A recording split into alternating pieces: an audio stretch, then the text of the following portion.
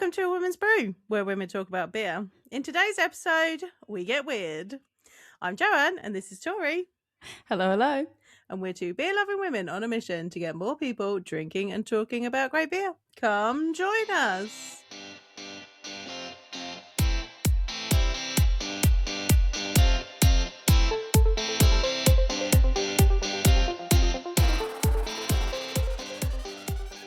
Well, how weird are we going to get today? That is the question. How weird are we going to get? Maybe. I feel like I'll say weird, pretty weird, but then like other people will probably listen to this. By the end of it, we'll probably be like, was it weird? Yeah, that is it. When we get to the end of this discussion, the conclusion shall be, was it weird or was it not weird? How weird did we get on a scale of 1 to very weird? Tori, do you want to tell people what beer we've got in front of us? And why we have it? I was going to say, because you could probably see it in the video if you're watching the video, but then I realised, I didn't intentionally move the label away. We have a beer from the Garlic Farm on the Isle of Wight, and it is garlic beer. It's brewed with black garlic. Yates Brewery, I believe, is actually the brewery that produced it for them. But this is one that I think we talked about like a while ago before. We definitely done episodes where we were talking about weird ingredients or interesting ingredients, and I was like, oh yeah, there was this beer that was made with garlic or black garlic, and it was the only one that I had seen that was like that, and we were like, oh, it'd be so cool to get our hands on it. And then I think I mentioned it in an older recording, but I'd gone camping and we went to Hook Norton Brewery. When I was going through Hook Norton Brewery's gift shop, I was like, oh, the garlic beer is there. Fantastic. And so I got us both one, and we were like, okay, we have to wait for the right moment to use it. And then I was like, I feel like recently we've done a lot of like waiting for the right moment to happen, and then the right moment doesn't happen. And I don't want this one to be one that we kept for far too long. Yeah, and then we don't do because the right moment didn't happen. And then but we have this problem of buying podcast beers and taking forever to get to the podcast episode where we have the beer. And I didn't want that to happen with this, because this one was one that we thought was really going to be interesting. Yeah. We're not waiting for the joy anymore. We're just going to take the joy. We take the joy, and you can get the joy. We take the whimsy. We're just going to do it. And I've learned this phrase as a young person myself. As a young person myself, I've just learned this phrase that all of us young people are saying. It's just like, and we move. Oh, yes, you're a young person, because I don't know that. It's just we move. Oh, so I've been using that quite a lot. To? We just moved, Joe. Oh. We just keep moving. Okay. It's like it is like when people say it's giving. I'm like, it's giving what? It's giving what? It's kind of like that, but it's just we move. We just keep progressing. Don't do whole sentences anymore. Okay, cool. Yeah, we move. So I personally I'm not going to swear this early in the episode. I effing love garlic, so much.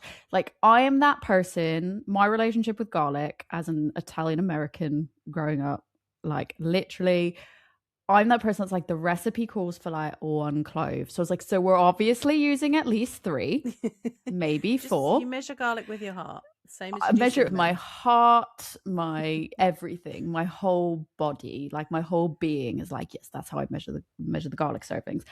It is literally like eyeball measurements, heart measurements, smell measurement. I'm just like, it's good. And I'm so lucky that Rick also loves garlic, because you know how people are like, oh, garlic is so stinky.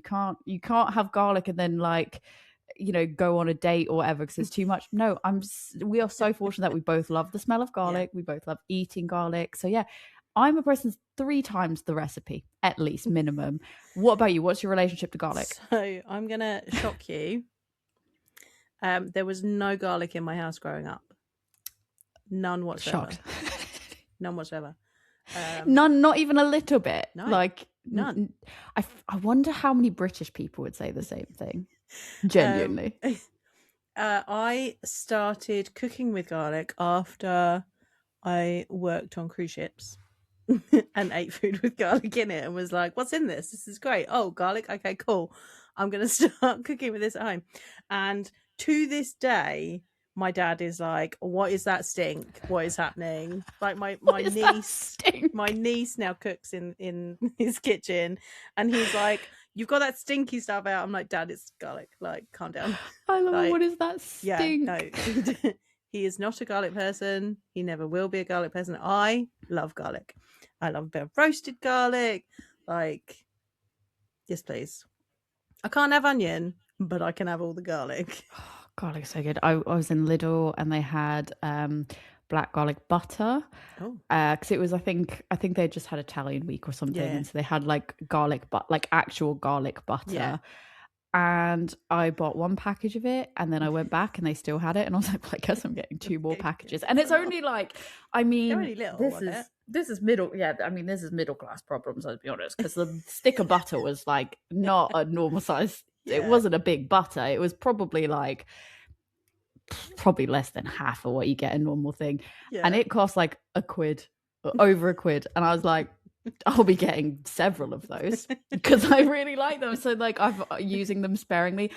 I'm down to the last little nub of garlic butter in my expensive for Lidl butter stock that I had. Yeah. I need to restock, but now I need to wait for the next Italian week, and then I need to buy even more because I know how much I love it and how quick I go through it. I am shook actually to the core that you were like, yeah, I didn't, not a single. Like, it's the same as when I told you that we didn't eat pasta. Like, not a single clove has been clove. Yeah, well, because that one is just weird though, isn't it? Because like so many, I mean, garlic's also weird. This is a perfect episode to talk about weird stuff. Like, didn't have pasta, didn't have garlic. No. What? Yeah. What? It wasn't until I travelled and I came and back. You grew up on this was Earth. Nice. I'm going to cook it now. My parents were like, "What are you doing, you weirdo?" Oh, my favourite is I love a bit of garlic bread. And we went to a friend's house. Rick and I went to a friend's house, and we were having like dinner over that, and we were talking about making garlic bread from scratch because it's so easy to do. It's so good. Yeah. And our friend was like, did you ever make garlic bread? Like, I love putting a lot of garlic in it. My mum would put a lot of garlic in. He's like, oh, did you ever like put so much garlic in it that like it burned? And we were like, what? And then he's like, you know, when you add like a lot of garlic and it like burns. And I was like, well, I'm not a vampire, so no. It's like I've never experienced having so much garlic that it I have had that burned. No, I have had would that. you say the word? Would you use the word burned? It's usually like, I think it's when it's like a more raw, like the garlic isn't as cooked. Like if it's raw garlic and it's not been like kind of cooked off, then I get like a sore throat from it. That's wild. Yeah, I think. I think that then links to the fact that I can't have onions. I think it's something about the sugars in it, and I think I like if it's cooked off, then those sugars are like caramelized or whatever, and it's fine. If it's rawer, then I get this weird sore throat. More weirdness. Science is fucking weird. Yeah, and I love it. Anyways, I've not been smelling it. I've been really good at not smelling it, and I'm even looking at it. I was like, oh, I can't believe that we pre-poured. We did. And I was like, don't smell it. Just little looks at it. I'm trying not to even look at it that much. Do you want to blind drink it? Should we blind drink it before I talk about it? Yeah, I mean, the thing is, you're biased because you did the research on the tasting notes for it. I'm slightly nervous. Were you nervous about it before you researched it? Not really. I mean, we've drunk some weird stuff. That's true. Yeah, that's true. You know what's really funny? You always, when you are buying the beers and when you're the one that's procuring the beers, I feel like yours are always relatively like normal. The ones that I procure are like, I got us garlic beers. And then like the ones that we're having this whole episode, I procured both the beers we're having on this episode. And I kind of was thinking about it today and I went, I'm always the one buying the really weird ones. Yeah, you do get the really weird beers. But I mean, I'm down for it. Like, you're down for it, but I'm always the one that's like, I saw it and I had to get it. You're the one that finds it. Yeah, you're the one that finds it. Oh, so it is an amber ale base. I was gonna say it's very. I would just say it's orange. Like the color of it is orange. Like for an amber ale, I'd probably want it a touch darker, but you know, that's splitting hairs. I would describe it as, if I'm going to use my beautiful descriptions, I would describe it as, do you know when you see pictures of the moon and it's like a blood moon and it gets really like, or like people take planet photos and stuff and it's really orange? That's what it looks like to me, is that shade of orange. So if you are a person that looks at science photos and space photos, you know what I mean. This one's for you. It smells like an amber ale. It doesn't smell like garlic. No, it does not. I don't know if I'm disappointed about that or if I'm actually really happy. It's got like a really nice like caramel sweetness about it. It just smells normal. Like, you know what I mean? It's what you said, but it just smells really like normal for an amber. Yeah, and I'm like, I'm kind of disappointed. I wanted it to be. I'm aggressively huffing, trying to get some level of garlic out of it, and it's not happening. All right, let's taste it and see if we get more garlic from it. Cheers.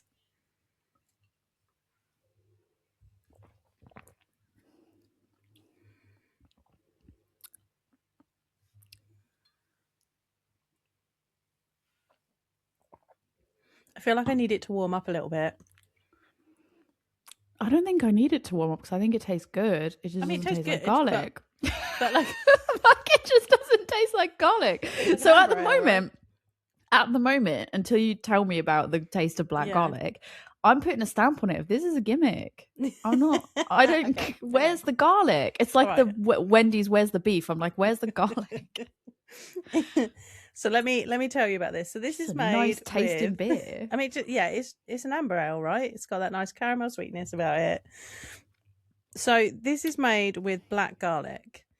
It's not, black garlic is not just a stronger garlic. It's almost a completely different ingredient.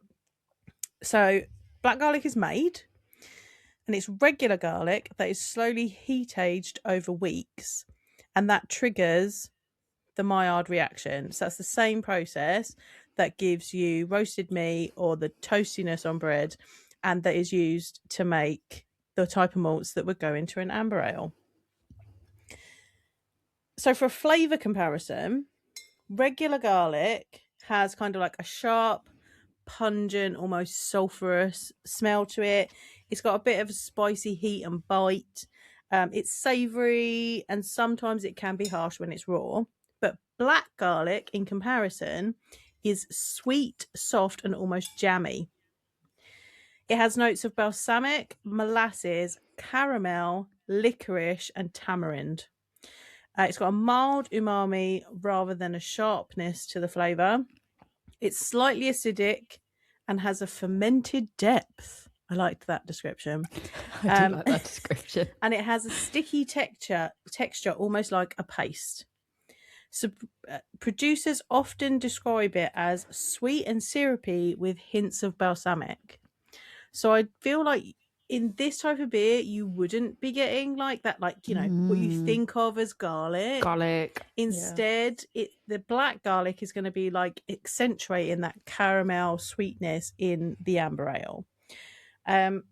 If you want to think of the two beside each other, like regular garlic is like a top note punch, and a black garlic is like a base note depth. What do you think now? Yeah, okay, yeah. I mean, when you said about that process of the process of how that happens and like what that's bringing out in the similar processes with other things, I was like, yeah, okay, I guess it tastes like black garlic. But I've never had, so I knew that black garlic was different, but I didn't realize, I kind of thought it was a whole separate species of garlic. Like variety of garlic. Like I thought it was like when you have different onions, just going back to the onion thing, it's like you've got your red onions, you've got your brown onions, you've got your yellow onions, you've got all the different types of onions. I kind of thought it was like that. I didn't realize that it was like, it's garlic, but then there's like a process. You just take normal garlic and do a process to it. And I've never actually had black garlic, I don't think, on anything besides that butter. But then again, it just tastes like, it smells like what you'd expect garlic to smell like in a butter. So I think I was just expecting that I've never looked into what black garlic was, so I just kind of expected that, like, the garlic butter smells like garlic, so surely this will as well. So that's really it's got some interesting regular about garlic in it as well as it black garlic. probably does. They probably didn't, let's be real, they just want to be able to charge me for already made garlic butter. They did not, I bet they didn't use black garlic. Gimmick. I'm giving the gimmick stamp on it. I mean, when I say I'm giving the gimmick stamp on this beer, it's because it's a very nice tasting beer. I would definitely have, like, it's very drinkable, and I feel like it's something that if I were in a pub, this is something that I think I would choose to drink repeatedly over other things. So there's an interesting description. So I've got two different descriptions of what this beer tastes like. So there's the description that the producer of the beer has given. There's also a description that comes from the Festival of Garlic.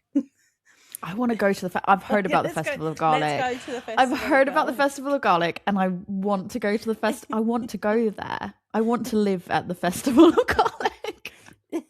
So the producers of the garlic beer say that it has a bittersweet malt and hop base, subtle garlic notes, and there is an emphasis on complex but gentle flavour. The Festival of Garlic says it has a caramel sweetness, which I agree with, very subtle, almost vanilla-like black garlic note, and it is very far away from raw garlic in beer. Do you get vanilla? I don't get vanilla. Are you going to get vanilla now because we've said vanilla, though? No. I'm not going to get vanilla because as you were saying that, I was drinking it and trying to, like, take it in. I get caramel. I get caramel, like, 100%. I think it is that, like, that caramel, that, like, burnt caramel almost taste. I think the more I think about it, the more the aftertaste I get garlic, but I think that's in my brain because I'm like, garlic. And so it's, like, not spicy, that's not what I mean, but, like, there's almost that sharp garlic aftertaste, I guess, maybe is what I say, but I think that's in my brain. I feel like there is, like, a touch of something savoury in there, like maybe something slightly salty, maybe it's that slightly balsamic type note, like there's something that isn't 100% sweet in there, but it's, I do think I get the really balsamic. Yeah, you've got to really I think the balsamics towards the back end for me, it's definitely like, it's very caramelly, sort of like forward, and then like that balsamic towards the back end of it. But then I think that lingering aftertaste is where I'm getting the quote unquote garlic notes. But I think that's because my brain has convinced me that it's got garlic notes. Like, it's like there's garlic in it, so that's obviously what, like, because I'm looking for it. So when you look so hard for something, as with anything in life, if you look hard enough for something and you want to see something badly enough, like, you will see, think, find whatever that thing is that you're convinced about, because that's the miracle's the brain. That's what your brain does. So I do think potentially I kind of do get the aftertaste of a little hint of garlic, but I think it's only because my brain's looking for it so hard. Whereas with the caramel, that was really apparent from the start. And I think the balsamic, when you said the balsamic, it kind of put into perspective what that, not like sweet, but like what that sort of differing taste towards the back end of the sip was. I was like, oh yeah, okay, I wouldn't have normally identified it as balsamic. Yeah. But because you said it, I'm like, yeah, that makes sense. Yeah, I really enjoy it. I feel like it's really drinkable. Yeah, it's a really drinkable beer. Like, it's more novelty than shock value. Like, it's not garlic bread in a pint. It's it's a amber ale with something slightly different about it that you can't quite put your finger on if nobody tells you. I've seen way more shock value beers, and we'll probably talk about some of them anyways in a minute, but way more shock value beers, way more I think when I say gimmicky as well, it's because it's like, oh, they've led with the garlic, but like, there's no lie, it's not a gimmick, there's no lie they've made it with garlic. No, it's just that maybe you're going in expecting it to taste like thing A, and and I think it's because you're expecting to be like weirded out by it, like you're waiting for this like weird wacky flavor, and then you just get it and you're like, oh, it just tastes really normal and drinkable, and you're like you should never it's like I'm disappointed in a way that I've that I'm like, I spent money and I actually want to drink this. The audacity of this brewery. I was expecting to want to pour it down the drain. Like that's not at all what I was expecting. But it is like that feeling. I think that's the bigger shock value. Yeah. Is the fact that you're like going in with this unconscious bias of like, it's obviously going to taste like this and I probably won't like it, or maybe I'll be surprised by it, and then you taste it and it's so normal that you're like, oh. I can't even, I mean, I love that we've managed to go on for like 15 minutes just on how it just tastes so normal. It's like not even anything shocking. We're just like, and it's got caramel notes. It tastes like an amber ale.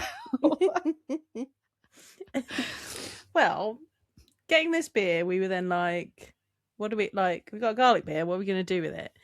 So we decided that we would use this as a base to talk about weird/interesting ingredients in beer. I think that's what we can say. Oh yeah, I mean, I fully went on to not just weird or interesting ingredients. I just went on weird stories that have to do with beer in general.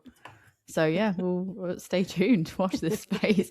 We just thought like this will be a good episode to discuss the weird and wonderful, because I think I didn't think before I tried it that we were going to match a beer that was like, we can't find enough beers to go with like these weird ingredients. And now it's just normal. So it just feels, I feel like we need to talk about these other really weird bits to like counterbalance the fact that we're like, oh, it's normal. I do feel like this is going to be kind of the overarching theme of the episode is weird, air quotes. Is it actually weird? I'm so glad you said that, because I made notes to get a peek behind the curtain. So like there's one there's one Reddit post that we shared with each other that we looked through. But other than that, I think we looked at different things minus that one post. And I made my own separate notes, so like we have our notes for a show on one thing, and then I have my own separate notes to the side, and Jo has her own separate notes to the side, because I'm like, well, when we talk about it, I don't want you to see what I've already talked, like what I'm thinking, because I don't want you to be influenced by it. And some of the notes I made were like question marks of like, is that weird? So I'll be really interested to see if we pull up the same things on it. We were talking before recording of like, did we actually find any of the same things to talk about? So it will be interesting. Did you think about what's the weirdest beer that you've tried? Well, I thought I did, and then as I was going through some of these others, I was like, oh yeah, I have had one that was like that. So like initially I was thinking, what's the weirdest ingredient I might have ever had in mine? But then I felt, so I said squid ink maybe, but then I was like, that feels so pedestrian. Right. But that's why I was just like, what's the weirdest thing? Probably the weirdest thing that I've had in a beer is probably squid ink. That's what I was thinking. Like but then I was like, but squid ink's a natural colorant. It's not that weird. Thing, right? I was thinking about it and I was like, there's probably a lot of weird, I'm air quoting again, air quotes, weird flavors. Weird flavors because you don't think beer should taste of that, but it's still a culinary food-based flavor. So like, you know, I made you that mustard beer that time. Oh yeah, I forgot about that. Right, you made me make maybe that one was weird. I did. I forgot about that entirely. I blocked that one out from my brain. It wasn't bad. That was, you know, I completely forgot about that. We've had the roast dinner one. With the pizza ones. We had pizza gozes. Pizza ones, tzatziki sour. Tzatziki sour. That's actually really tasty. We had pickle ones. Beers. Yeah. What about like the roast dinner beer from Brown Ale from Northern Monk? Like they did those crisp. That was just with gravy, wasn't it? And a Yorkie pea. They threw a York. Oh, we had the Yorkshire pudding beer. Yorkshire pudding beer. As we talk about it, but then I'm like, is that a weird ingredient?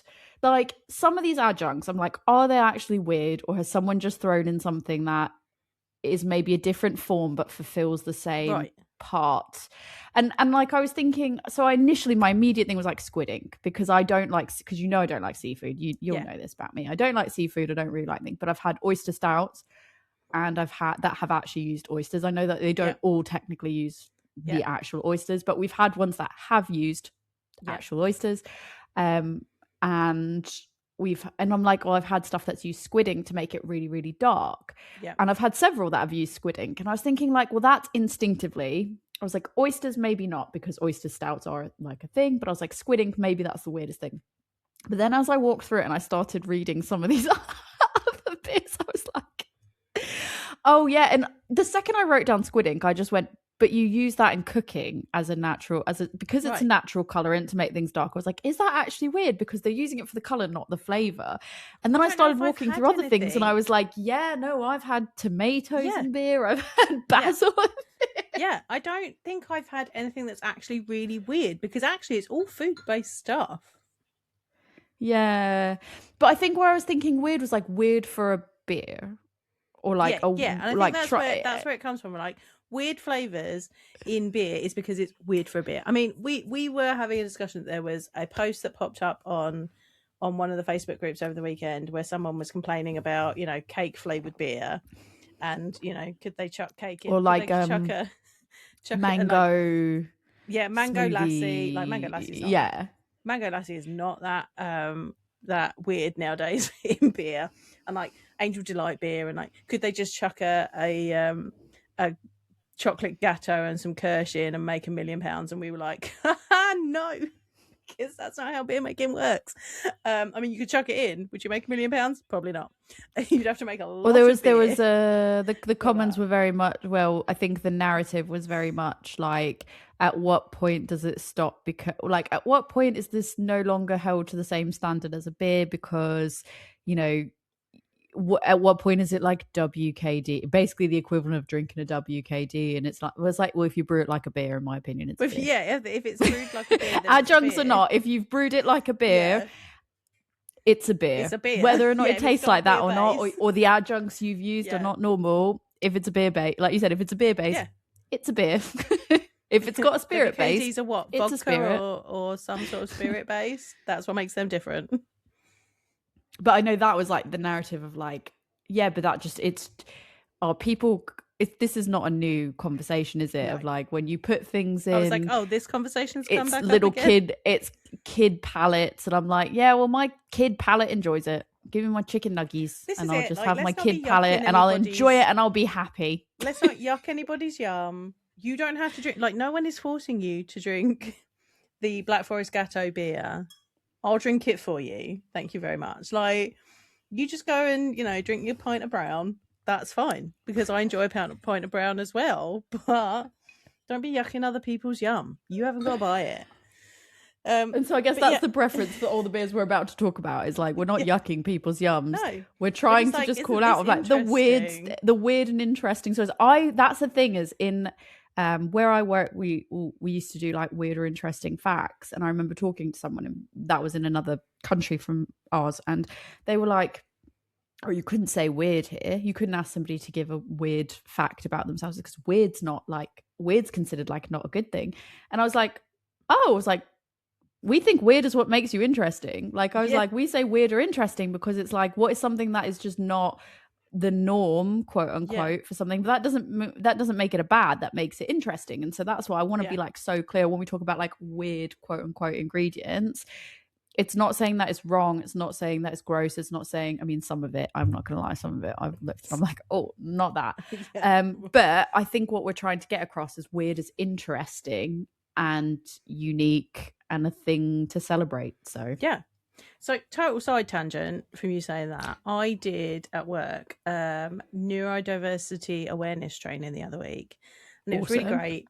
Like, there's some bits in it that I've been like, I want to implement this now, because like thinking about there was a dyslexia style guide, and like what colors of text don't work for everyone and things like that. And so I'm looking at stuff like that. But the first thing that the trainer asked us was like, you know, what does neurodivergency mean? And, you know, there's a lot of people come up with lots of different things, but I said, you know, someone's brain works in a different way to other people's, like, air quotes, not in the normal way. I was like, but also who is telling us what normal is? Like, and who gets to tell us what normal is? Who gets to tell me that this isn't normal? Who gets to tell some people that this isn't normal beer when this is the type of thing that they, you know, maybe their heritage has been making it that way for years and years. Like I've got a couple on my list that are like heritage and ancestors made the beer this way, and yeah, it'd be weird to us now, but it wasn't back then. So you know, just because our norm is different from other people's around the world at different times doesn't mean that it's wrong. It's just different. Yeah, no, exactly. And I completely agree with that. So I will use the word weird just because it's fun We to like the use word the word weird. weird. But I lean reclaiming. into We're- weird. I lean same. into weird. Same. I've always been the weird one. I'm absolutely fine with that. I have no problem with that. I'm like, as weird as got- interesting, I'm here for it. Yeah. I've got a little list of things from when I was looking. List of things that were marked as weird. Just to get us started, and some Ooh, I don't. I'm going in blind to this because I've no Okay, so these are a idea few what things this is that I going to wrote be. down that people had said were weird. And you know, we've got real varying levels of weird in here. So first off, as we said, oysters, like, and various different seafoods. The actual seafoods, sometimes just the shell of the oysters, because that changes the alkalinity or the salinity of the beer. Various different types of seafood. I saw like crab. I saw lobster. Yeah, lobster. Shrimp paste. I don't like that. No. Not for me. I did have the Wild Weather seafood stout that had, it didn't just have, what did it have in it? It had oysters. I think it had scallops and something else in it years ago. I probably had, I probably had that as well, to be fair. I don't, the thing is, I'm really weird. Like, I won't eat seafood in the sense of, if you gave me a plate, like if you gave me food and you were like, have this plate of seafood, I'm like, no, can't be doing that. But if you put it in a beer, I'm like, I don't want to do it, but I'm going to try it. And if I don't know it's in the food, I'll have it. So like when I go to Japan, I know that 90% of like the ramen bases are made using some form of seafood. And I'm like, yeah, but it's cool. They put pork in it. So we're just going to call it a pork ramen. We don't care about how it's made. We don't care about the base. Don't tell me about the fish if sauce, I don't taste it, it's fine. If like Rick's making something, I'm like, you just don't tell me that there's fish like the fish sauce in there. I don't know it's in there. We're good. Some slightly less weird ones. Bacon. I did have one of the raw out of order beers was maple bacon cupcake, and I did I drank that and I just laughed because it was just strange to be drinking a beer that tasted like bacon. But it was still an interesting experience. I feel like what we have to do is we recorded an episode that I feel like would go hand in hand with this one, and I feel like that particular bucket list beer episode that we did, I feel like has to follow on from this. Even though I'm gonna date this episode, but I feel like we've recorded the other one first, but I feel like it would lead on very nicely to that. Yeah. We can definitely other episode. Was the maple bacon one? Did they smoke the beer? Or because I've had ones that are meant to be like maple bacon, but what they've done is instead of adding actual like bacon, they've kind of added like more of like a smoke. It's been more of like a smoky note. This one had actual bacon in it, but it's also one of those ones where they do like they have put their pastry cream as the base. So it was because it was a cupcake, so it was like pastry cream, maple, bacon. I think it was the Thundercats labeled one as well, but it was just like, and those ones, like if you don't properly like give them a really good roll, they do come out in like dollops. Grim. And it came out, and I was like, I was sharing it with two of our friends, and I tried it first, and I literally just like took a sip and then started laughing. It was and they were like, "What is wrong with you?" I was like, this beer is hysterical. Like, you need to try it. I don't think we finished it, but it was just a very interesting, enjoyable experience because you're like, why are these flavors in a drink? But it was great. Insane. Good times. I think that's the thing of like when I like coming from the US and the type of beers that you get in the US, like obviously people's flavor palettes are very different as well. And like there's more variety, I would say. I mean, going back to the fact that you're like, I grew up in a household without garlic. I feel like that that's a big.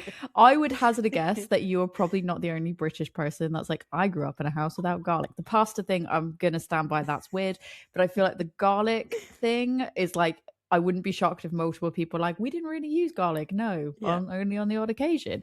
Whereas I feel like in the US, there's more a drive to like push boundaries with like, for beer anyway, so to like push boundaries to emulate food and to emulate weirder combinations of things, or like, you know, desserts or things that people like, and just be like, cool, let's play around with that, let's do it, and people will buy a smaller batch probably than what you'd get over here, maybe more localized, but like definitely pushing those boundaries more. And I remember like when I moved over here just being like, I just like trying the beer over here in comparison, even when you're talking about like your Tiny Rebels and those at the time when, you know, for however long ago, and getting peaches and cream and all that, I'm like, this is good, but like I kind of miss the beer scene in the US with all the different types of flavors and emulations of food that you could get and stuff like that, because it was just always so interesting.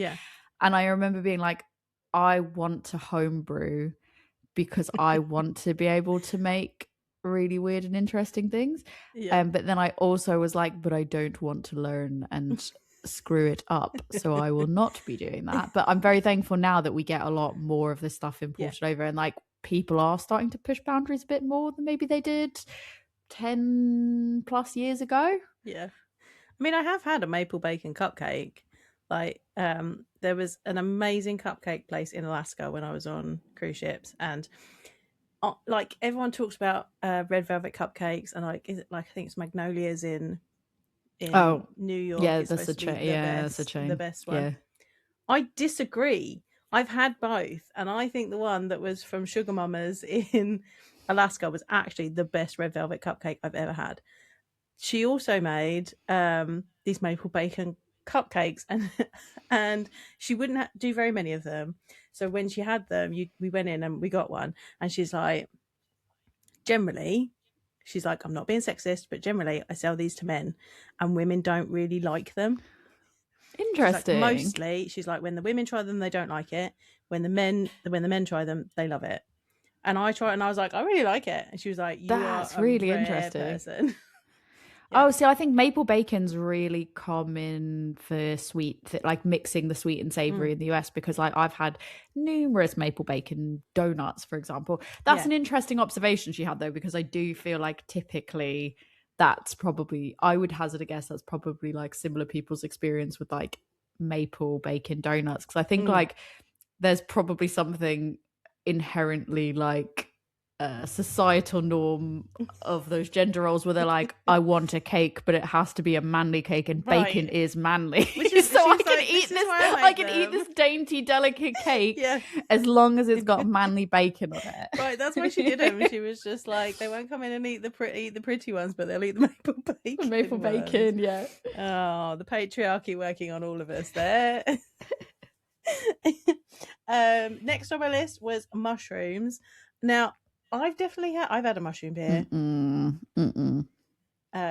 even interested in that. But like, not even interested. Beer, like, I don't think mushroom beer is. I don't think it's that weird, because I've definitely seen several places that do it. So I've never seen that. You've never said Wild Beer used to do one. Maybe I just didn't realize it was mushroom. Oh, maybe. I just don't think I realized they used. I think it's probably not seen that one, or I didn't realize they were using mushrooms. I'm not a mushroom person, so I don't tend to like look out for the mushrooms. I would definitely try it, I think, if I saw one. So I just don't think I've seen any. Wild. I think that's wild. I've seen those. Okay. Well, there we go. Branches and bark was an interesting one. Now, I also don't think this is that wild, because it's like a traditional way that they would brew in Scandinavia, because they would like stir the mash with juniper twigs, juniper branches, to add that flavor to the beer. So as someone that has read about historical brewing techniques, that doesn't feel so weird to me. There's also like You can put birch bark in your mash and things. Is that weird though? Because like when you look at people using brewing techniques, like look at Siren, for example, they've got their spin bottle and they'll Yeah, I like don't spin think it it's that with weird. different types of wood. And we already know that the different types of wood. See, like I wouldn't think that using wood as an ingredient in the brewing process is that weird, because I think like wood gives different types of wood gives off different types of flavors, and you know, people are doing really, you barrel age something and you're barrel aging it in the wood to get the taste of that wood off. So like, is it that wild to take it a step further and be like, yeah, we'll just I don't add think in the that's wood? that Or weird. people use spruce tips, they use all kinds of ingredients like that. So yeah, I've had things with flowers added, like just flowers added in. I don't think it's that weird. A natural ingredient, right? It's not like something like really crazy. So it's on the list, but I didn't think it was that weird. We had the duration one that used the log. Yes. That was really good. That was, I think, was that really a day a collab, I think? No, that was a different one. That was a different one. Yeah. No, but it was really good, wasn't it? I can't remember now. I can't remember, but yeah, they used it was really good. Log. Yeah, and it was great. It was really good. So it's on the list of things that people highlighted as weird, but I don't think it's that weird. I thought this was more interesting than weird. I found another post on Reddit that was from homebrewers, and they were making a beer and they put bananas in it, but they also put the banana peel in. They put 2 banana peels in for the enzymes that are in the peel to help convert the sugars during the mash. Oh, that's clever. I thought that was interesting. Wouldn't have thought to put a banana peel in a beer, but apparently scientifically it works. I think if somebody, the thing is, I wouldn't think to, because my brain doesn't work in that way of making beer. I'm just like, you could put anything in there, that's fine. So if somebody told me they put a banana peel in, I'm like, yeah, of course you did, that makes sense. I'm like, yeah, like, I have no further questions. So I don't think I find it that weird, but then when you give me the scientific reason, I find it even less weird. Yeah. I'm like a negative weird. Cool. This one I did think was a little bit strange. Someone put an entire spaghetti bolognese in the mash. Just a whole ass spag bowl. A whole spaghetti bolognese. Apparently the beer was terrible. What's the serving like? You like, I've made this was my leftovers, I have roughly one bowl. I don't know. Is there meatballs incled? Is it just I don't know. Pasta there wasn't that sauce? Information, otherwise I would have shared it. I would have asked for clarification. Like, my friend made a homebrew and he put an entire spaghetti bolognese in it. The beer was terrible. Send me the link. I'm going to ask the question. How long is this? A really old post? Because I feel like if it's not a really old post, I'm going to ask about it. I need answers. I've got additional questions and I need to know. Someone else also made a beer with the sauce packets from a takeaway. Oh, come on. The sauce packets from what kind of takeaway? What kind of sauce packet? Yeah, I think it was a Chinese takeaway, so some sort of sweet and sour sauce maybe. I mean... I bet that would slap though. But I don't feel like that's like a terrible flavouring to add. Well, it's like when you say a sauce packet, like what I'm thinking is like you go to Taco Bell and you have the hot sauce packets and he's just there painstakingly like squeezing out packet after, and I'm like, oh come on now. Let's be real. You can see a brewer standing there doing that. Yeah, but it's like you can just get bottles of the volcano sauce. You don't have to squeeze out packets. But these were home brewers, so they only needed a little bit anyway. I guess that's true, yeah. And you go into the Taco Bell, you go, I'm gonna have one of these, and then you get a hand, like you do what I do, and you like handful all of the fire sauces, and you're just like, ha ha, and they're like, you got one taco, please. And I'm like, stop me, put it behind the register if you don't want me to take all of it. Yeah, volcano sauce, fire sauce. I'm like, it's mine, thank you. Didn't know this about you, that you're a sauce thief. It's not thievery. I paid for the taco and they put it out there for you to take your own. Maybe I need that much for mine. I don't know. It's true. That's very true. My last one on this list, I think, is weird, and I might have poached it from the list that you looked at. Okay. But this one I was like, oh yeah, we're going to talk about this one. I think this was a commercial brewery. They made a beer with smoked goat brains and cranberry. No, I don't think I You saw didn't that see this one? one. Or maybe I did, but I didn't read the details of it. I think I saw one that mentioned, which beer is it? I haven't got the name. It's from Dock Street, and apparently it was to commemorate the premiere of a season of The Walking Dead. No, ma'am. That is Smoked goat brains and cranberry. I wonder how it tasted. Right, would you try it? Yeah. I want to say no. Like, this is the thing. It's like every part of me wants to say no. Right? Every part. I would try a sip. Like, I wouldn't. Yeah. Look, I'm going to be real. Am I going to go up to the bar and order that beer? Like, maybe if it's affordable. Yeah. But if they're like, oh, it's 10 quid for a third. I even want to confidently say, like, if it was 10 quid for a third or whatever, that I'd be like, hell no. But then I think depending on what else is on that menu and who else I'm with, like, yeah. I might. And only because there'd be a lingering, it's like an itch that you can't scratch, the itch in the middle of your back that until I try it, I'm never going to know how awful it was. And I'm going to regret not trying that one-off thing. Even if I hate it and I don't want to finish it. I've had beers that I've like gotten and I'm like, don't like it. Didn't think I was going to like it. Yeah. At the end of the day, they got my money anyways because I paid for it to try. It's not like I was going, can I have a sample, please? Yeah.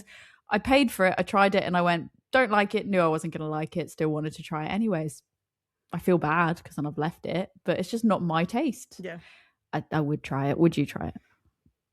I'll try it. Confidently. Would you confidently? I was going to say, would you confidently, if I wasn't there to split it with you, would you confidently go up and get that bit? Because I can say without a shadow of a doubt that I would. Yeah, I think I'd hate myself for it, but I would. Yeah, but I think I would because I'm just like, that's weird. Like, why wouldn't I?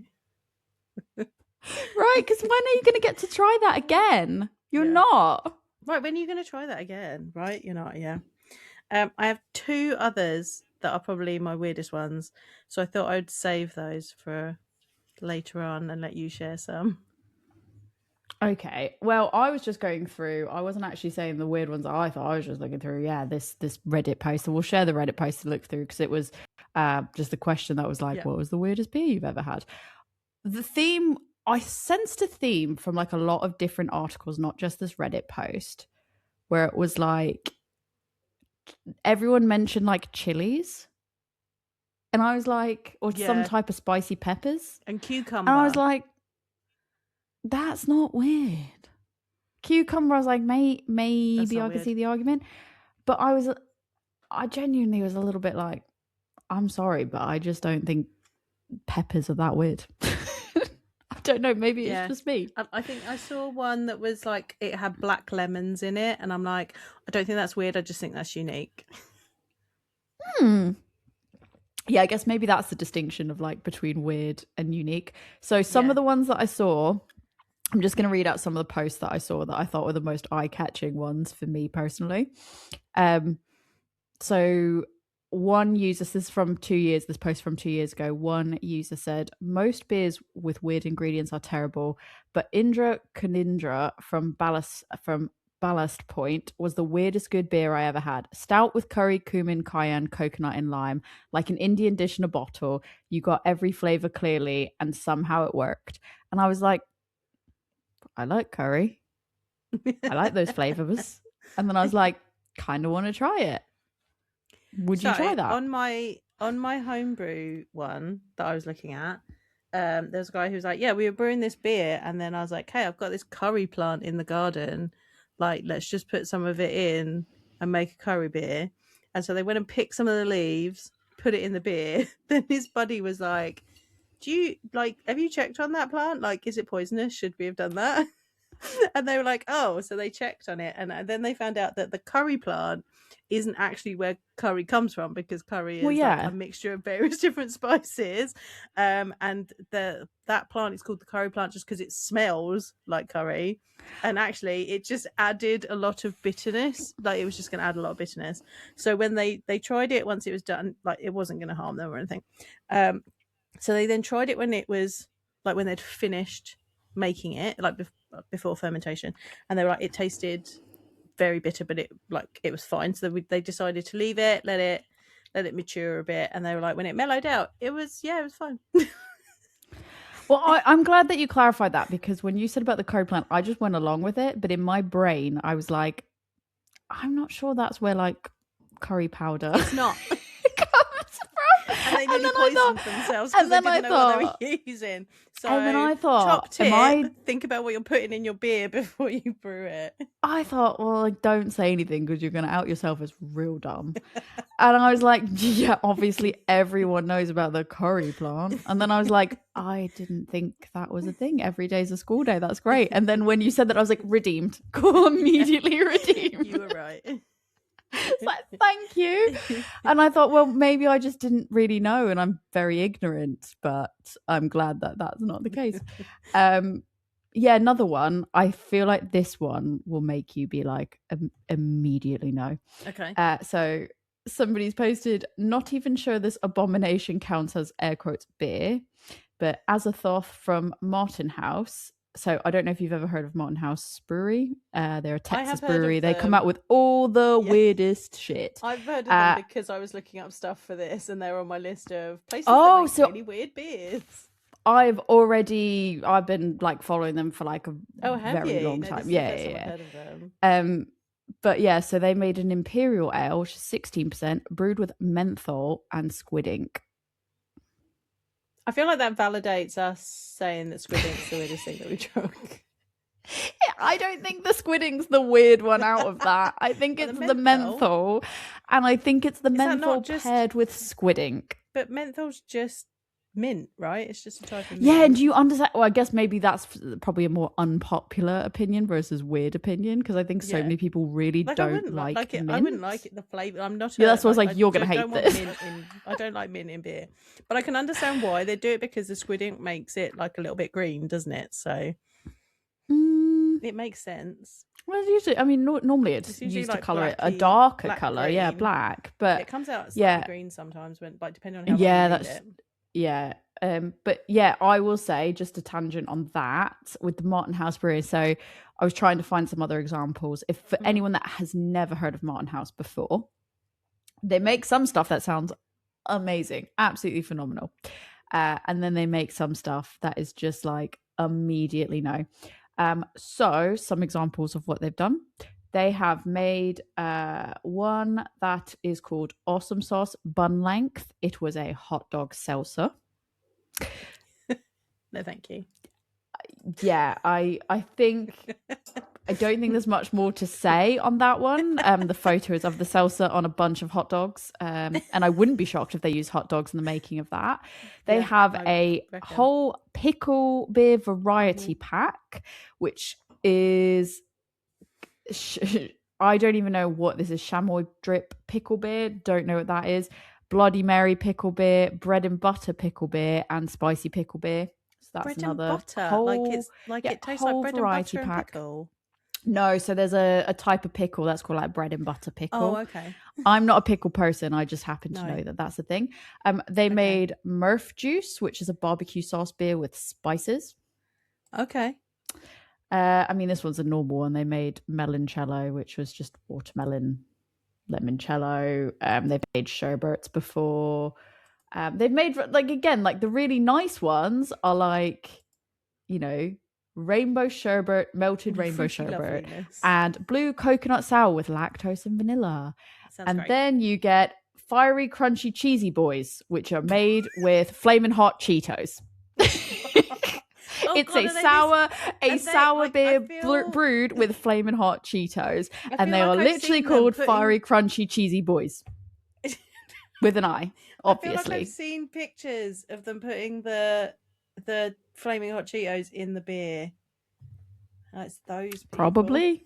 Probably. They've made pizza beer before. Yeah, there's grape punch pickle beer. There's more pickle beers.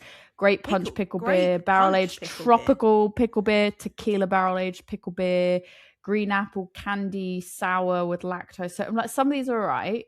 And then this was the one that I remember. I do remember this one quite vividly because I was like, I would like to try this. Tequila barrel aged pickle beer. I'd try. Oh, the buffalo wings. I remember you saying about the buffalo wings one.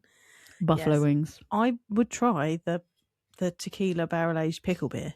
I'll try it, but I don't like it. Like, I don't like pickles in general. But yeah, these are all like Martin House it's the brewery that makes all these like weird, very interesting, unique, but they're really hard to get because obviously we know in the US it's really hard to like send beers to different states. So like I've not really ever been able to try any of their beers, but I'm like, I would love to try some of it because I remember seeing the buffalo one and being like, and I think they are relatively small batch as well. So like, even when they do release a beer, it's like really hard to get it before it sells out like that. And when it's nicer, it's even, I don't know what will sell out quicker, like a nicer sounding one, or buffalo wings or fiery cheesy boys. Because I'm like, fiery cheesy boys. Everyone's like, that's gross. We'll have it. Right. So that was my little tangent about their beers, because I thought when they mentioned Martin House, I was like, that was a great time for me to mention this. There was also another place that French Brewery had a charcroute, which is sauerkraut goes. Pretty weird, didn't like it, but well made. Same brewery also made Pizza Goes kebab sour. Another brewery made a chicken curry stout, and those are the weirdest I've tried. Like, what does a kebab goes taste like? Do you reckon? I don't know, because I don't like kebabs. I've only had one kebab in my life, and I don't actually remember eating it. And I think I took 3 tastes of it, and then I went no, and then I didn't eat the rest of it. I woke up next to it, and I even knew drunk that I was like, no this is not for me. And I never revisited it ever. So I couldn't tell you. I couldn't even guess what it tasted like. Yeah. But I mean, like with the chicken curry beer, like when we talked to Dr. Christina, we talked about like the chicken beer as well. So I'm like, I mean, it's unique. But like historic. Again, you were talking at the beginning about like historical styles. I'm like, technically, I mean, would you call it a historical style if someone actually used chicken to make it? Possibly. Yeah. Some of the other ones that have come up as well as Fantôme. I don't know if you've ever had Fantôme. I've never actually had it, but I've seen their beers. I don't think I've actually had anything from them. And they were saying that there was one that tastes like lawn clippings, blue cheese, and fermented lemon rinds. And I was like, those are not tastes. Fermented lemon rind. And I was like, that is a very oddly specific one. I'm not sure I like that. And then I think the final, so I've got 2 more. One of them was I did not bring this home, but a friend did and made us all try it. D9 Brewing Defying Gravity Wormhole, a 14% fruited sour beer with lime, spearmint, and coffee. It tasted exactly like it sounded, but it was not good. It doesn't sound good. No, it doesn't sound good. Those are weird flavors to put together. Those are the things you're not supposed to mix together. You're never supposed to like brush your teeth and then drink a coffee, and then drink coffee. Or vice versa. It would be like orange juice and teeth brushing. Absolutely not. Like that is big bad. No to me. And instead of orange, they're like, here's lime. And I'm like, big no. But this was the one that really got me. And it was, I can't really put this as a Swedish name. I'm going to guess it says Bava. Nog? I don't know. The name of it is called Bava. B-A with a thing over it. I've got the 2 dots over it. V-E-R. And it says it's a special edition of their, I'm not going to attempt to say any more names that I'm going to butcher. Their bitter that's brewed with castoreum. And I was like, I feel like I've heard of that before. What is that? And I was like, I've got a feeling that's the weird thing. Let me look it up.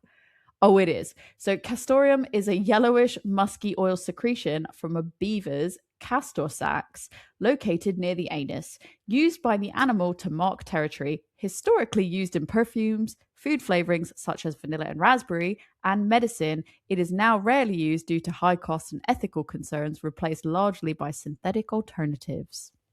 Yeah, I have heard about that, I think. But yeah, I would say that one is weird. I do think that one is weird. Like, right? Yeah. Also, I then found ethical another concerns. article. Well, yeah, I mean, because how do you get it? Right. Yeah. I found another article, so we'll share that Reddit post so that other people can check that Yeah. out. But then I also found another article, which I don't know if you came across at all, which was a Vine Pair article. So this was from 2019. So it's from 2019, so it's a bit older, but I thought it'd be really interesting. Let's have a look. And they asked 16 brewers what the weirdest beer they've ever tried was. Oh, I love these listicles that they make. They're great. Same. Yeah, I love when they talk to the brewers to be like, let me ask you about this, or like the similar to like the Mount Rushmore beer and all that. So I don't want to read all of them out because I want people to actually go and read it. So I've just picked a few that I thought were like the more interesting talking points. So they had some of these breweries are not with us any longer, which you will find out which ones as I go through them. But RIP, thoughts and prayers.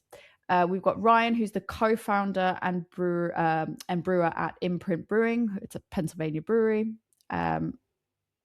I want to know which ones you think are actually. So the question to you is: think about the ones I'm going to tell you. Tell me if you think it is weird or just interesting. Okay. So he said my weirdest brew was a 1-barrel batch of kettle sour we did with Little Hug fruit barrels. Those little sugary fruity drinks we call quarter waters as kids. We use no actual water, replacing it entirely with 800 containers of blue raspberry Little Hugs in the mash and sparge. The yeast struggled with the preservatives, fermenting very slowly and stopping a bit earlier than we hoped. The final beer was bluish green with a touch of sweetness, but tasted better than we feared. We also served it with lemonade as a shandy.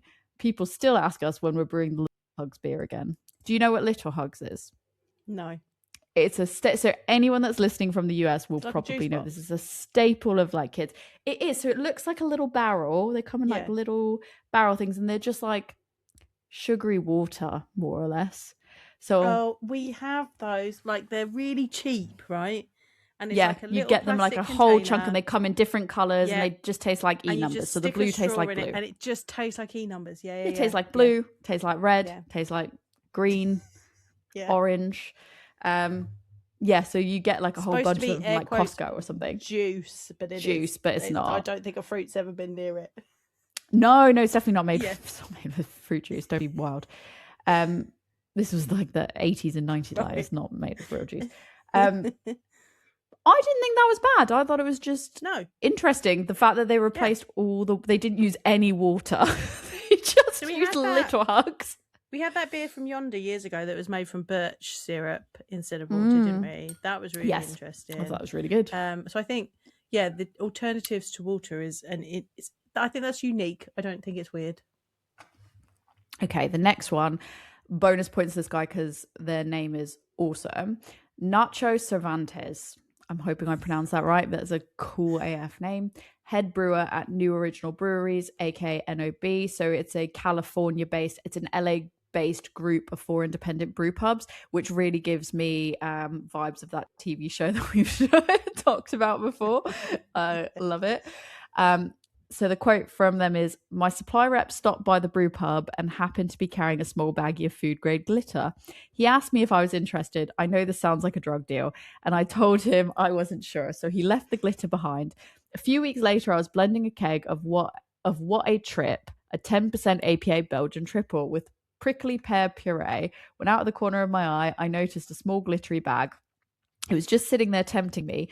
I must have felt the magic in the brewery that day because I didn't hesitate to sprinkle the glitter in the keg along with the puree. The result was quite magical. The beer tasted just how I expected, with complex fruity esters, spice characteristics, and a melon fig sweetness from the puree. While the glitter didn't affect the taste of the beer, it was a feast for the eyes. When poured into a glass, it danced around like stardust. We've had beer with glitter in it. We've had beer with glitter in it. I've forgotten about that. This seems more magical than the experience we had with beer with glitter in it. We had one where there was a speck of glitter in it. It's pitched as glitter. There was a sneeze of glitter, a dusting of glitter. And then there was the strawberry beer from Vault City that had glitter in it and went everywhere. Yeah, that's true. Yeah. My question about that is, you kegged it. How hard was it to clean the lines afterwards? Because that is a good question. Those beer lines, will have been full of that glitter for quite some time, I reckon. That is interesting. That is a good question. But I just thought the beer itself sounded really nice. Yeah, the beer sounds really interesting. Yeah, it's like I'm actually really, I'm here for that beer. Would have been the bonus that I didn't need it, but I didn't need it. I'm not mad about it. I'll drink beer with that one. That one's not weird. It just sounds really nice, and I would like somebody over here to make that.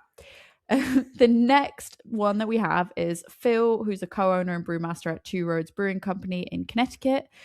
The quote is, "The term weirdest is way relative. For me, I'd have to say one of my weirdest ideas was hatched on a trip to Italy when I visited a highly traditional acetaria. I think it's acetaria. I'm not good at reading that word. A place where they have been making real balsamic vinegar for generations. My first thought was, this stuff is awesome. How can I use it in a beer? Soon after, I thought of a Flanders-style sour ale, as balsamic vinegar would not be out of character in that sort of flavor profile. So I brewed a base beer and aged it in red wine barrels, as is how traditional balsamic starts off, with appropriate cultures and added balsamic in judicious amounts at points during a 20-month aging process. The result was our balsamic..." Balsamic. Balsamic. So named with that. I thought there was going to be a second word in there, but it was not. And I was like, oh, I didn't deliver that name good. Balsamic. So named without my consent, which is another story. I want to know the story.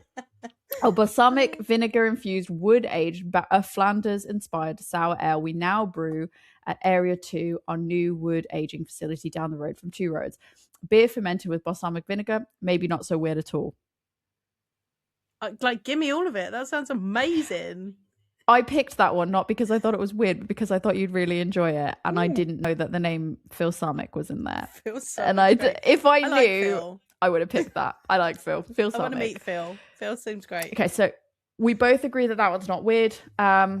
This last one that I've got from it, I included for obvious reasons with what we're drinking now. So John, the brewmaster, or was the brewmaster at Rogue Ales from Oregon, R.I.P. R.I.P. This one was topical. So he said, I never wanted to add anything to beer which was revolting. We had made beers that are somewhat unique. Garlic beer. This goes back over 20 years. We brewed a golden ale and put raw garlic cloves in the keg. It was quite good. The aroma was pungent, the flavour evident with some heat, but not over the top. He says heat, so he's thinking it's spicy. Yeah. Well, I mean, that's what we did say about the raw garlic. It's true. Not the black garlic, but the raw regular. Yeah, so I thought I'd give this one because I think we talked about the fact that we were like, I've never seen another garlic beer, so I thought I would share that one.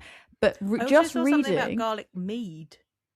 Oh, I'll try that. Yeah, that'll be interesting. Yeah.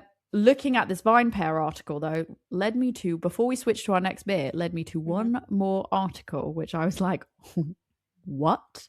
Again, we will share all these articles so you can read it yourself. But just to summarize what this article was, I saw in the Vine Pair article, it referenced about a beer made with urine. And I was like, what? So I went looking for it, being like, what the actual F? Found a BBC News article, and the story is from 2017, so it's quite old. There's a Danish brewery. I'm going to apologise because I did look up how to pronounce it, but I've got a feeling I'm going to butcher it anyways. So the Danish brewery, Nørrebro Bryghus, I think is how you say it. Sure. I did try to practice, but I was like, it's not going to get any better. They made a beer using barley that was fertilized by 50,000 litres of urine from a music festival called Roskilde. They called the beer Pilsner. I'm guessing it was a Pilsner. So fantastic. Pilsner. All right. And the way they did that basically was that, so there's a Belgian university that created, I couldn't find the name of this machine, but they created a machine that turns urine into drinkable water and fertilizer using solar energy. And the university jokingly referred to it as from sewer to brewer, which really killed me, that name. And the concept, there was already also in that article mentioned about the concept of beer cycling. So I thought that was really interesting. Like beer cycling, they're recycling the beer because it's getting pissed out. We'll just put it right back in. Yeah. But yeah, apparently the malted barley that they had used that as a fertilizer, was enough to brew around 60,000 bottles of beer. Wow. Weird and interesting. That one is interesting. Okay, so out of my 2, I'm going to share one. I mean, they didn't wee in the beer. Yeah, apparently a lot of people were asking, did you just use piss in this beer? And they were like, no. I think that's an interesting process. Gimmick. Yeah. Gimmick. Yeah, it's a gimmick. That is a gimmick. I do have, like, I'm going to share one of my last 2 beers with you because I think it relates. Okay. Are you holding up the last one for the end? Yeah, I'm going to say the last one to end. Because it's to do with bodily fluids. Fantastic. So we've talked about chicha before, which is a traditional South American beer. Mm-hmm. So when it was originally being made, like back in the day, to start the fermentation, because it was a corn-based beer, the people would use their saliva to activate the fermentation process. So they would partially chew and spit out the corn kernels that are going to be used for the beer. And that was the first step of the brewing process. So nowadays, chicha is still made. You can get chichas. We have drunk a chicha. We have, yeah. From Hamilton. I still have one. Nowadays... I still have one, even though it's probably way past its best before. But I loved it so much that I was just like, hold on to it, girl, because you want this at the right time. It was a good beer. It's a really good beer.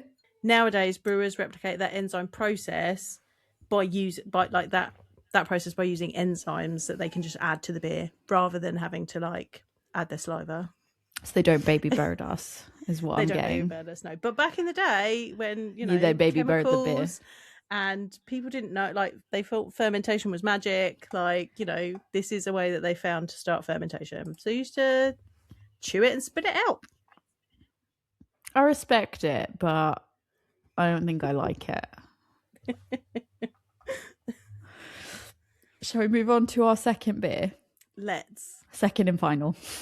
Right, so the second beer is Sumomo Salty Sour from Far East Brewing Company. It's a fruited goes with Sumomo.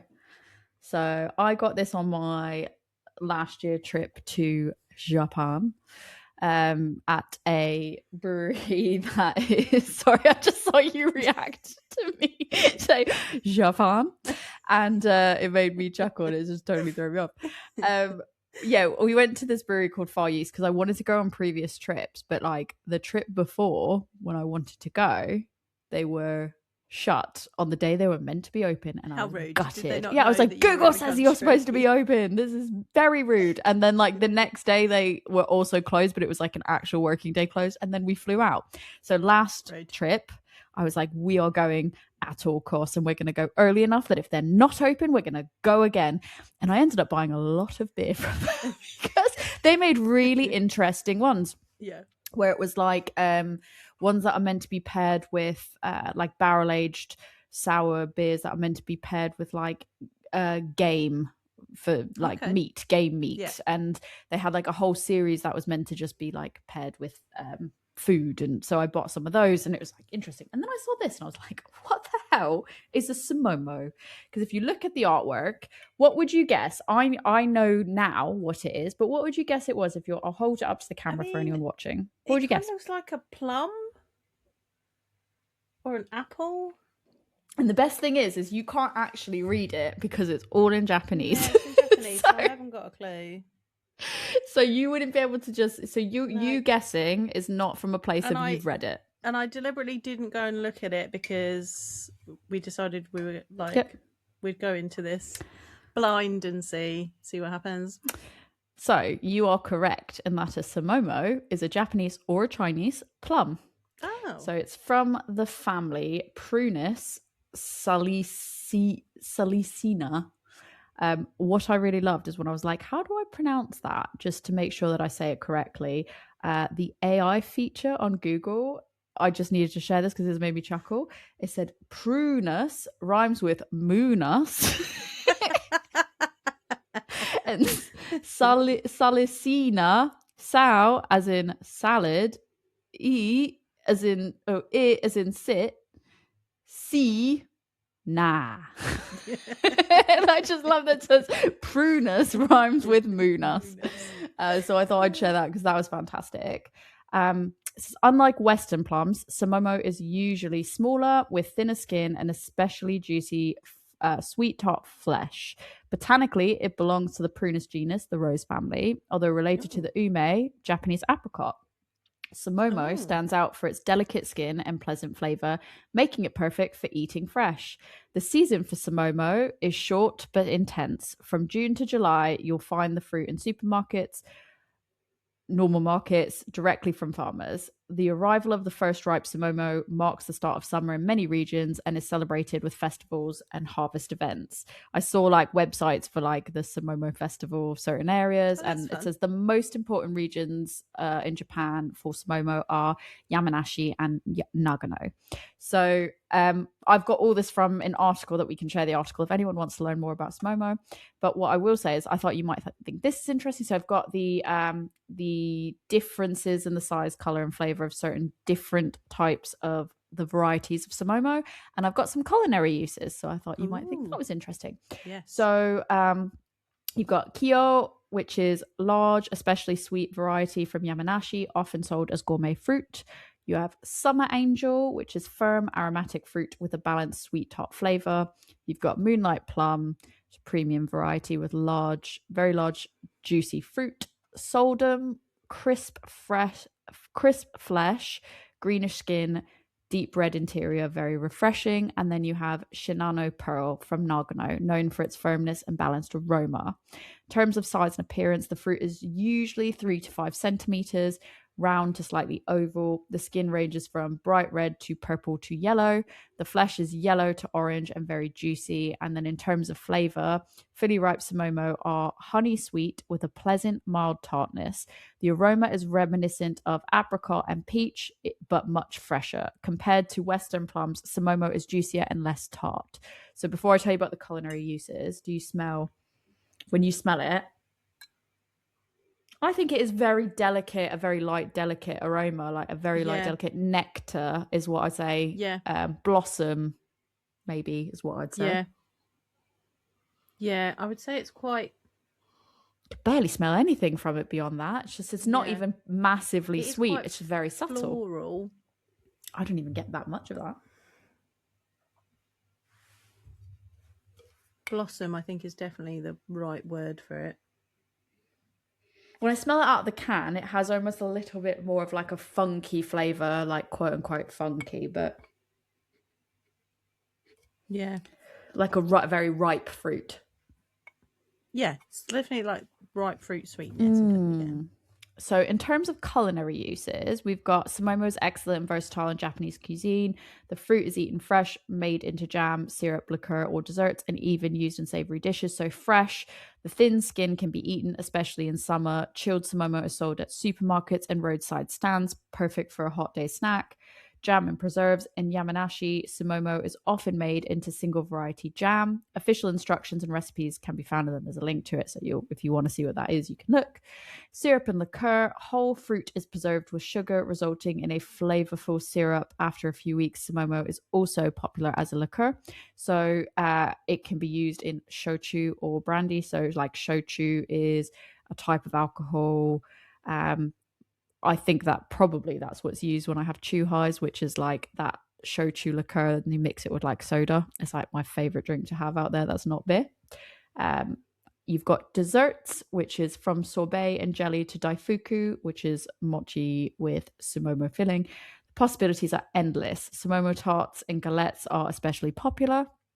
And then for savory dishes, it says Sumomo vinaigrette with rice vinegar and soy sauce, or Sumomo salsa with tomato and cilantro bring Japanese twist to an international cuisine. Those sound amazing. The savory dishes. I'm here for the savory dishes. So shall we try this Sumomo fruited goes? I wish I could read you the label, but I can't. It will take as with anything that I've brought back, it will take me a really long time to decipher. I mean, I love a fruity goes anyway. Cheers. Oh, it's really quite tart up front. It is, yeah. It's interesting because it's very tart and sharp up front, but then immediately goes into like a juicy, like more of a when I say juicy, I don't mean juicy, I mean like juice of like a very soft blossom juice, nectar type juice. Yeah, it's got like a in a good way, of like perfumey, florally. I think blossom is the right word. That's really kind of the vibe I'm getting from it. I feel like for me, it's like blossom's the main word that popped into my head. And then I was like nectar, because I was like, I find like when you use that word, it's very like light, delicate, juice type flavor. So yeah, that is Sumomo for you. I don't know if I've got some other articles that we can share, but I don't know if you've got anything else before I share them. I have one more weird beer. Do you want to hear about it? Oh yeah, let's hear about your weird one. Okay, so because we move away from the beers when I get into the next part.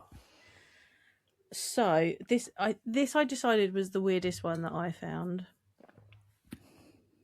and it is a beer made with ants. No, I don't like that. I hate that. I hope it's called like That's How You Get Ants or something like that. So Noma is a renowned Copenhagen restaurant, and it has famously used ants for their citrusy flavour in dishes, and has expanded this into beverage collaborations. A notable example is a site-specific beer created with Highland Park Brewery in 2026, which featured honey ants. I don't like it.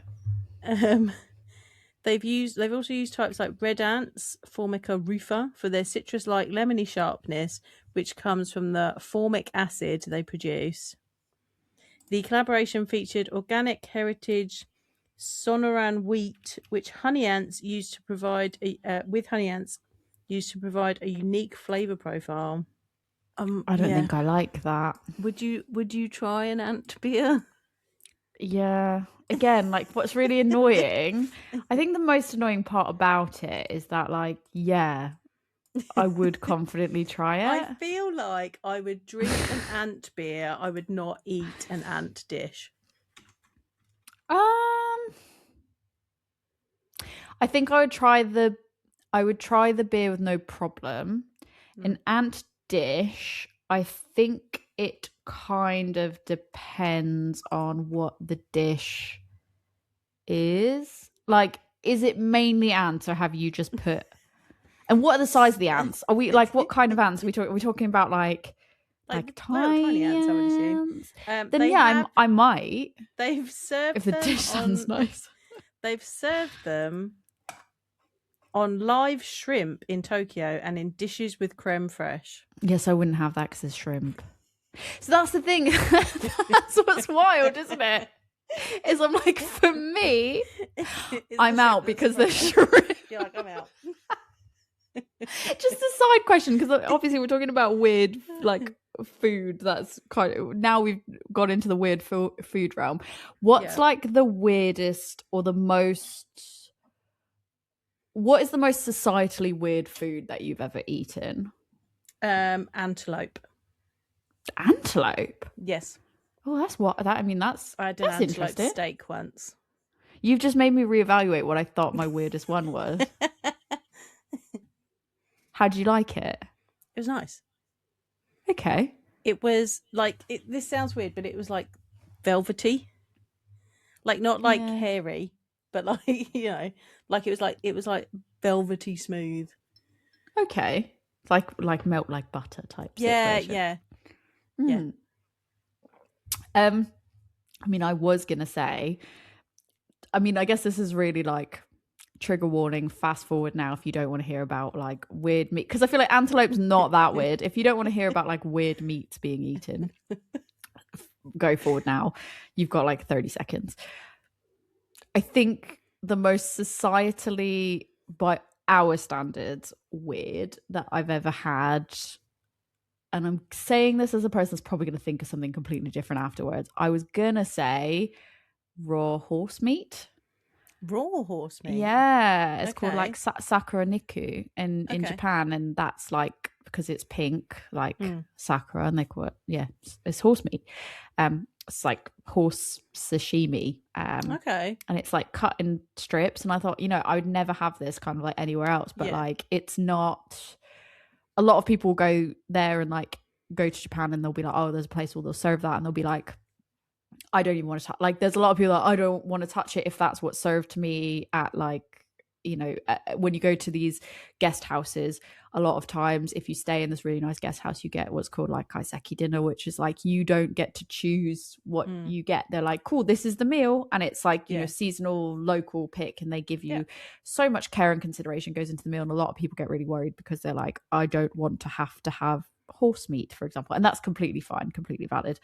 But I think that's probably the weirdest that I've ever had was horse meat, because I was like, well, I mean, I'll try it because it's not considered weird here. And like other countries would come to us and be like, I can't believe you eat cow, and we're like, but it's easy. Right. Like, what do you mean? But then when you just said antelope, I was like, well, I have had kangaroo. Yeah, because Little used to do kangaroo steaks, and I didn't even consider that weird until you said antelope, and then I was like, oh, maybe that's more weird. I was going to say, were you here for the period of time where kangaroo and ostrich were readily available? I've had both of those. You'd have kangaroo steaks. Yeah, I've had kangaroo, I've had ostrich. I think I've had ostrich. Just because of Lidl, because again, this is becoming a promo for Lidl of like all the things you can go there, you can get your ostrich and kangaroo shake and your garlic butter, and then you can put your garlic butter on your steaks, and they are good. I mean, I thought they were fine. Like they didn't. Yeah, there was nothing. I don't think I would ever think that they were. If someone served that to me, and I'd go, it's a bit different than a normal steak, but I wouldn't think anything else of it. I can't think of anything else I've tried that's been wildly weird because I'm not a massively adventurous eater. Alligator's probably quite chewy. Rick's the more adventurous eater. That's probably as adventurous as I've got. I did want to try bear when I was in Estonia, but we never got to the place where you could eat bear. Again, like it's all relevant to where you are, right? Because like in Japan, you can also have like bear in certain places, but like bears are kind of considered a nuisance because they've taken it. Because they've taken over areas, but like they've started sprawling out into these places and attacking people. So they have to like be like, okay, well, we'll do the ethical thing. We'll kill them, and then they were like, but we don't want to waste it, so we'll use the meat. Yeah. So I'd try it. I like to think like I'm not. I love the fact that I'm like I would try this type of meat, and then I'm like I would try ants, and I'm like, but it's on. It's on a shrimp, so like it's a no for me. But anyways, that's our food tangent for the day. So I found some weird stories, quote unquote weird stories, behind beers that I thought I'd share some interesting beer origin stories with you. So first one we've got is the Hitachino Nest. I mean, we're talking about Japan, so like we're drinking a Japanese beer. We're talking about Japan, so this is relevant. So the Hitachino Nest 3 days. This is all from a Reddit post that we'll share. The poster of this one shared a blurb that says, on the 11th of March 2011, a huge earthquake struck Japan, and with it our brewery. So this is obviously apparently coming from the brewery's website. Some parts of the brew house were damaged, and the brewing tanks were left leaning at an angle. Completion of the typical mashing period had to be extended to 3 days until electricity to the brewery was restored. Natural fermentation had already started in the mash tun during these 3 days, with lactic acid cultured in our brewery. So that was then the beer that they released. So obviously that beer, 3 days, was not intended to have been a beer. They made the most out of a very devastating, to put it mildly, situation for anyone that knows about that 2011. I mean, absolutely devastating earthquake. But the fact that they kind of like was like, okay, well, I guess we can use this now. I thought that was a really interesting thing to share. Next one I've got is from Dre Fontaine. So that is the Oud Creek, which was a particular, I There's a 2009 one. The blurb that was shared was, I don't know at the start of it, but where it picks up is, this all changed May 16th, 2009. As Armand entered his warehouse in Essenbeek that day, he was met with a blast of hot air that signified a massive failure of the climate control mechanism. The thermostat incident, quote unquote, as it would come to be called, was the result of a faulty thermostat causing the hot air blower to not turn on. As a result, the temperature had risen to as high as 60 degrees Celsius, 140 degrees Fahrenheit, essentially cooking over 80,000 bottles of lambic and causing some of them to explode. Yeah. Only some bottles of the Oud Creek were salvageable and today are affectionately known as hot cherry bottles amongst lambic aficionados.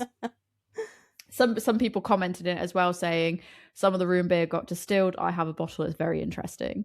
I thought that was a very interesting story behind Yeah, how beer. do you how do you salvage something like that? Make it a limited edition beer. Yeah, and that's it. It's like so a lot of these stories, the theme of these are the beers that have amazing stories are like all about salvaging something that's gone wrong. So the next one we've got Prison City Brewing, which is from a New York brewery. It's a New York brewery. A beer called Puff Puff Shiv, which is a brown ale. This is not my words. This is the words of the poster. Brown ale brewed with a shitload of Cocoa Puffs. It is quite literally like sipping on, that's an accurate measurement, a shitload of Cocoa Puffs. It is quite literally like sipping on the milk left at the bottom of the bowl after you've eaten all the cereal. Fans of the brewery would love it, but it came about through a mistake. It was originally going to be an amber ale, but the malts used were creating a darker wort than expected. So they pivoted and tried to think of ways they could save it and recalled people bringing some cereal beers from the last beer festival they went to. So got a couple cereals and tried them with the wort and settled on Cocoa Puffs. They then drove around to every grocery store in a 30-mile radius and bought all their Cocoa Puffs and threw them into the fermenter with the beer, and Puff Puff Shiv was born. And their brewery hates it, and every year says it's the last time. Their brewer hates it, and every year says it's the last time he's brewing it, as they only brew it once a year around Valentine's Day. And then it's just like the mash is horrendous. The follow-up comment just said, ... sounds like a brewer. So I thought that was... I've not verified any of these stories, by the way. This one's the first one out of the few that have like just been somebody else sharing it, whereas the rest have come clearly from another source. The next one, again, not verified. I'm qualifying that because very quick one says Bissell Brothers in Portland, Maine sold thousands of dollars of merch with their logo on it before they brewed a single production batch of beer. They used the money to obtain a business loan to start their brewery. I thought, that's great marketing. I've been to Bissell Brothers. They have great marketing. They put their logo on everything. There's like beach towels, inflatables, frisbee golf discs, literally everything you can think of. They had Crocs, everything you can think of, they have their logo on. So that one wasn't particularly surprising, but very interesting. And then the last one from this article I've got is Goose Island. So I thought this one I'd end this article on a really like positive note, which was Goose Island's Lost Palate Hazy IPA. This one says, a Goose Island employee lost much of his ability to taste during cancer treatment. Mango and cinnamon were among the flavors he could still taste. He collaborated with one of the brewers there to create a recipe for a beer with those flavors. That was really wholesome. Do you know what? I know, like, you know, they're not independent anymore, blah, blah, blah, blah. We all still love Bourbon County though, so you know, give them a pass. But also their brew pub in that was in Shoreditch, I want to say, one of the first international women's collaboration brew day events that I went to them afterwards, and they had brewed a sour from the... I'm always going on about how great the Sour Sisters range is from them, but they'd brewed a one-off at the brew pub called Freya that commemorated one of their employees who had survived leukemia, and so they made a Sour Sisters beer in her name, So actually, Goose Island were really good with their employees for stuff like that. Yeah, that's. I mean, I can't say anything, even with whatever with the things that have happened. I can't comment on negative stuff of that, because I know I've read really interesting stories as well about like how actually the takeover actually really benefited them and allowed them to grow in lots of areas. So, but yeah, I thought that was interesting. I was like, oh, that's actually really wholesome. And then I've got one more article that we won't go through because of time, but we can share it. But the only two things that I'll say, the first two.